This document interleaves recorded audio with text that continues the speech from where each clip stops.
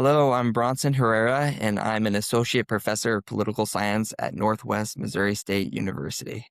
Awesome. So, Bronson, a lot of students, when they finish political science at BYU Idaho, it takes them a little while to get the job they're hoping for. What was your path from BYU Idaho to where you're at now? Yeah, so I went to graduate school at the University of Kansas, and I did that the semester following my graduation. So there wasn't really a gap. There was I did an internship between that time and had a part-time job as I prepared to go to graduate school, but I went immediately into graduate school and did that. And then I got a job. I was very blessed to get a job immediately after graduate school. So I didn't really have a gap and that was good for me. Didn't you finish your PhD really fast? I did. I don't know what the record is for the whole university, but I think I have the record according to my advisor in political science. So Wow. Was it three finished years? 3 years. And it was kind of funny when I told my advisor, I said, it's only been 3 years. He said, no, that's not possible. I said, nope, it's 3 years. And he said, no, it's four. And then he went back and he counted. He was like, it's been 3 years. He's like, that should not. So I don't know. That was just kind of funny. But we I just couldn't. kept doing the next thing and then passing the next thing. So So, how long did it take you to write your dissertation?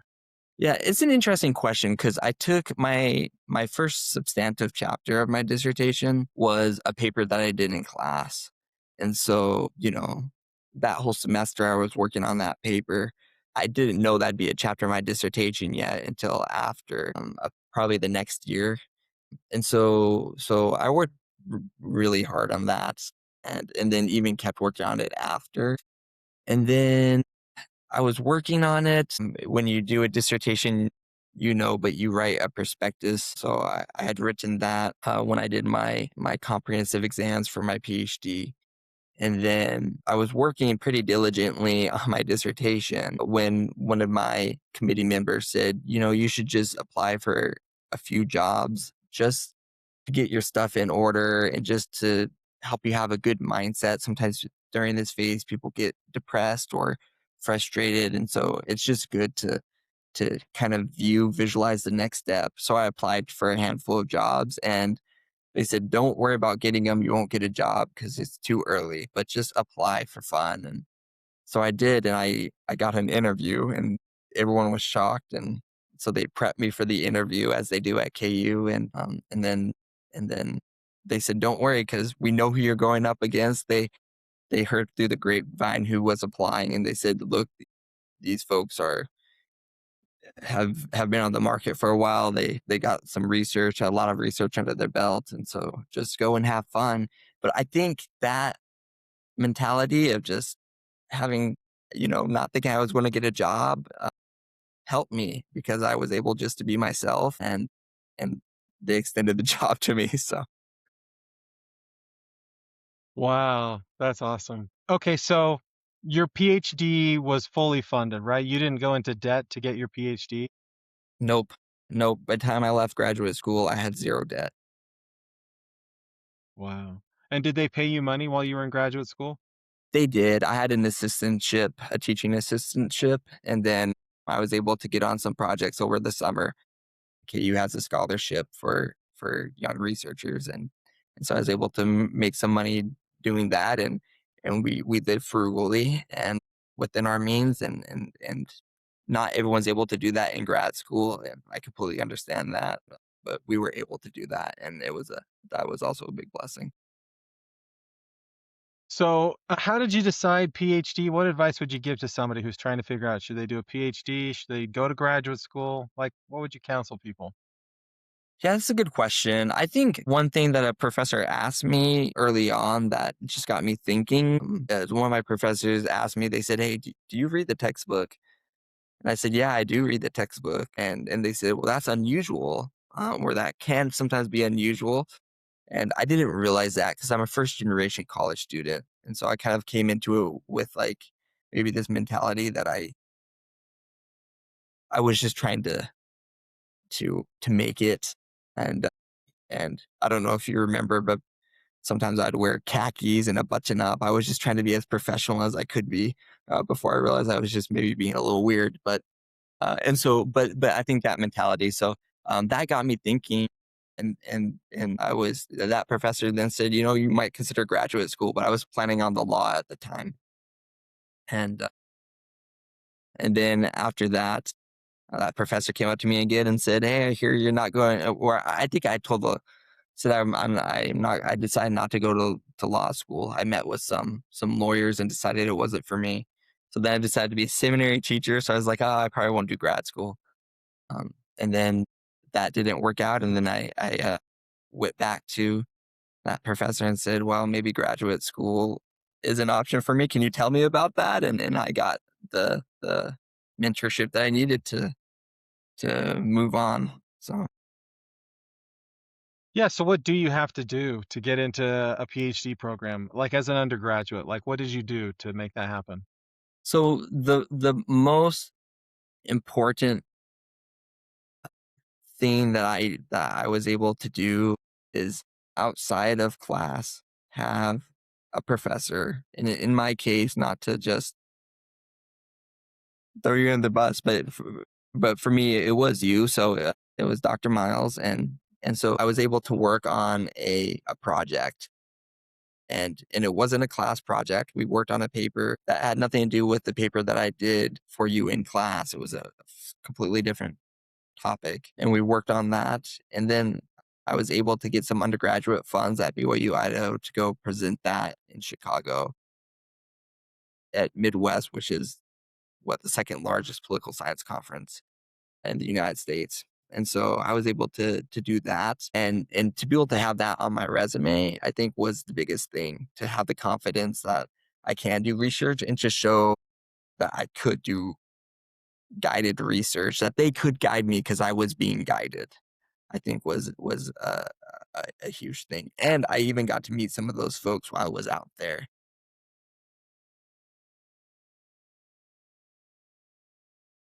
So did the GRE exam matter a lot for you? At the at the time, the GRE I think mattered more than it does now. And KU had a holistic approach to it, to where they viewed the GRE as much as they viewed your resume, and as much as they viewed your letters of recommendation, as much as your GPA. So the way it was told to me anyways is that it was there's four components and they were equal buckets. And so I did take the GRE, and I took one of those GRE prep courses at BYU Idaho, which was very helpful because I didn't remember geometry.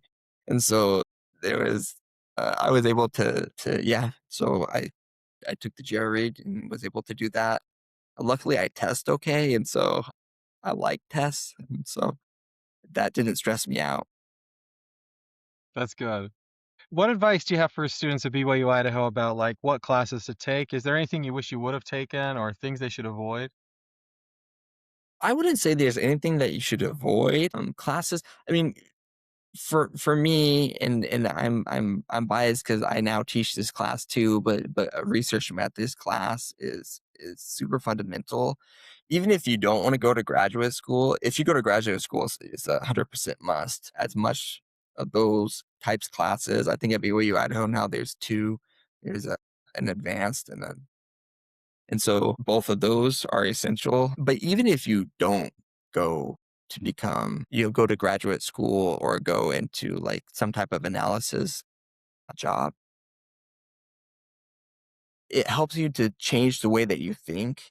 I know for me, I was a very normative. I thought black and white, good and bad when I got to BYU Idaho. And I felt that way about politics. I wanted to get into politics because just because I was raised in Massachusetts, around a lot of great liberal progressive people, and I also happen to have a lot of connections to conservative people, and so I felt like even though I have my perspective, I felt like I was able to hear a lot of both, and to enjoy both groups of people. And so I was really trying to understand that when I got to college. But then my classes helped me to think outside of just black and white and to be able to think about principles of government and principles of the Constitution and principles of foreign affairs, some that I agree more with than others, but to really help me to think like a researcher and to think more neutrally than I would have been able to. And so I think that class in particular,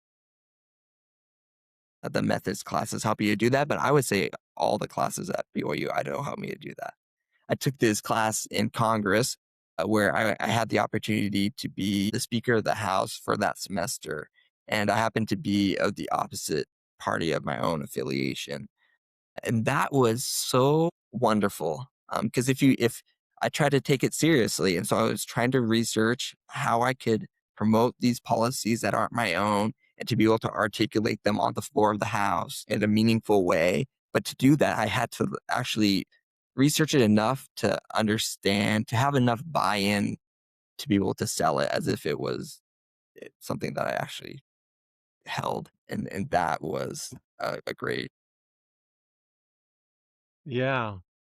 So what do you think about the idea of a student who's thinking about maybe trying to get like a master's degree, saying, "Hey, just do a PhD, even if you don't want to be a professor, do a PhD because you could get it funded and won't go into debt." Are there like non-academic jobs a person could get with a PhD? Yeah, there are. I and I don't know how you feel about this. I tend to, if they're going for a PhD, if they're going for a master's in political science, I push them to do the PhD just because there's more funding, you get more attention, there's more support after. It's just a better option. I would say though, if a student is going for an MPA, um, or a master's in public administration, and they're going to work for government, I think the MPA itself is super useful because the MPA is geared more towards tools that they'll use and less academic research. And so in that scenario, I think the MPA is actually maybe more helpful if you are sure you're not going to teach and if you're wanting to work for government. I think that that's useful. But otherwise, you'll get more support getting a PhD. Awesome. Hey, thanks, Bronson. Is there anything else, Bronson, you want to say? Anything you want to share? Let me see. I will say, so one thing that I was really grateful for the political science program at BYU Idaho is the internship opportunity.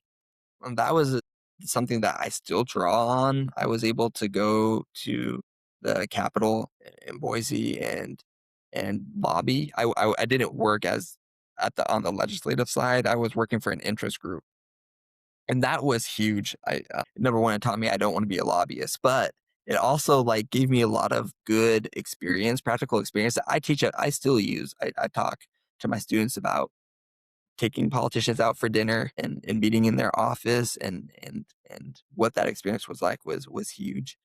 So I love the internship. I don't know if it's mandatory in the program. Yeah, it is. A good Yeah. internship is worth so much. I would also say getting to know your professors is super crucial. I think BYU Idaho is special in that your professors will give you more specialized focus. They'll meet with you in their office hours and not chase you out the way that maybe some larger universities have to because of the sheer number of students, and they don't have the focus that BYU Idaho has. And so if you don't take advantage of that, the special nature of what BYU Idaho professors are trying to do for their students, then you're missing a lot of it. That was a big blessing to me. So those would be two things I would add. That's awesome. Thanks so much, Bronson. Yeah. Okay, I'm going to stop recording. Okay.